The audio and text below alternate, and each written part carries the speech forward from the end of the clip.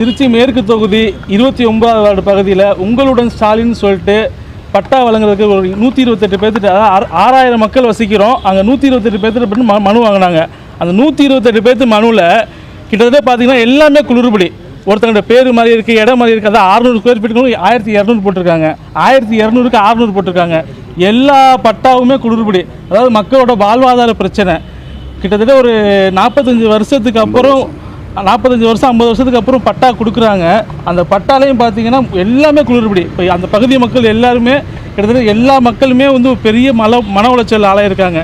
எல்லாம் வந்து அதிகாரத்தை கேட்டும்போது அதிகாரி லீவில் இருக்காங்க அப்படின்னு சொல்கிறாங்க. நாளைக்கோ சொத்து விற்கணும், எமர்ஜென்சி விற்கணும் அப்படின்னு சொல்லும்போது எல்லாமே இதாயிரும். இதே இன்றைக்கி ஆன்லைனில் ஏற்றிட்டாங்க, எல்லா சொத்தையும் போய் ஆன்லைனில் ஏற்றிட்டாங்கன்னா யாரும் விற்கவும் முடியாது, ஒன்றும் பண்ண முடியாது.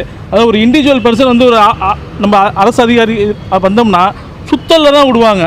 மொத்தமாக வந்திருக்கோம், நம்மளே சுத்தம், அனைத்து கட்சி மக்களும் சேர்ந்து வந்திருக்கோம், நம்மளே ஒரு சுத்தலில் தான் விடுறாங்க. இன்றைக்கி வாங்க நாளைக்கு வாங்கன்னு ஆட்சியாளர்களுக்கு கெட்ட பேர் ஏற்படுத்துறதுக்காக இங்கே வந்து அதிகாரிகள் வேலை செஞ்சுக்கிட்டு இருக்காங்க. ஒரு நல்ல நோக்கத்துக்காக வந்து அரசு ஒரு திட்டத்தை ஏற்படுத்தியிருக்கு. ஆனால் வேலை செய்கிற அதிகாரிகள் எல்லாம் அலட்சியமாக தான் வேலை செய்கிறாங்க. எல்லா பேருமே 6000 மக்களுக்கு 128 பேர் கொடுத்துருக்காங்க. அந்த 128 பேருமே பார்த்திங்கன்னா ஃபுல்லாகவே எல்லாமே மாறி இருக்குது. 200 ஸ்கொயர் ஃபீட் இருக்காங்க அந்த ஏரியாவில். இன்னும் சொல்ல போனால் அந்த ஏரியா மாமன்ற உறுப்பினரோட வீட்டுக்கு 1200, அவருக்கே 270 ஸ்கொயர் ஃபீட் குறைஞ்சிருக்கு, கம்மியாக போட்டிருக்காங்க. அப்போ என்னதான் வேலை செய்கிறாங்கன்னு தெரில. அரசு அதிகாரிகள் மெத்தனம், ரொம்ப மெத்தனம். இன்னும் என்ன சொல்கிறாங்கன்னா, எல்லாத்துக்கும் இப்படி டைரெக்டாக ஃப்ரீயாக கொடுத்துட்டாங்கன்னா அதிகாரிகள் சம்பாதிக்க முடியாது, எப்படி சம்பாதிப்போனாமன்னு சொல்லிட்டு அதனால தான் சுத்தல் விட்டுருப்பாங்க போல. 1-2 தப்பு நடத்தலாம், எல்லாம் ஒரிஜினலாக கேட்குறாங்க. இன்னொருத்தங்க இப்போ இடமலைப்பட்டி வீடு வந்து வாங்கியிருக்காங்க, இடம் வாங்கியிருக்காங்க. வாங்கினவங்க போயிட்டு பட்டா கொடுக்கணும் போயிருக்காங்க, வாடகைக்கு விட்டுருக்காங்க. அதனால எங்கள் பட்டாவை கேன்சல் பண்ணுறோம். வீடு வாங்குறவங்க என்ன செய்வாங்க, வாடகைக்கு தான் விடுவாங்க.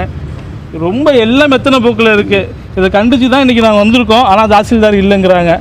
இதை வந்து உடனே வந்து அமைச்சர்கள் வந்து உடனே கவனத்தை எடுத்து ஆட்சி கெட்ட பேர் ஏற்படாமல் உடனே இந்த குளறுபடிகளில் இங்கே நம்ம 29வது வார்டில் ஏற்பட்ட மாதிரி எல்லா இடத்துலையும் இருக்குது, எல்லா இடத்துக்கும் பட்டா வழங்கிட்டு இருக்காங்க. குளறுபடிகள் இல்லாமல் சரி செய்யணும்.